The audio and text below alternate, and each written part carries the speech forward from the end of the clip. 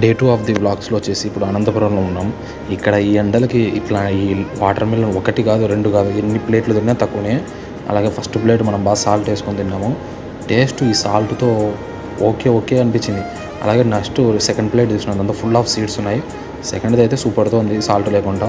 అట్లాగే మనకు చిన్న వర్క్ ఉండి వీకేర్కి వచ్చినాం. వీకేర్లో ఇక్కడ మనం కొన్ని ప్రోడక్ట్స్ తీసుకోవాలని, అలాగే ఒకటి ట్యాబ్లెట్స్ తీసుకున్నాం, స్ప్రే అండ్ ఆయిల్ తీసుకున్నాం, ఈ మసాజరు ఇవన్నీ వాడుతుంటే హెయిర్ మంచి గ్రోతింగ్ అయితే నాకు డెవలప్ కనిపించింది. అలాగే వెళ్తూ కట్ రైస్ తీసుకున్నాను. ఈ ఒక బౌల్ వచ్చేసి 60 రూపీస్ పడింది.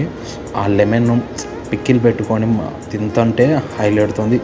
ఇంకా 2-3 తినొచ్చు, కానీ లైట్గానే తినాలి. పడుకుని తిన్నానంటే తొందరగా నిద్ర వస్తాను, విడిచిపెట్టేసిన.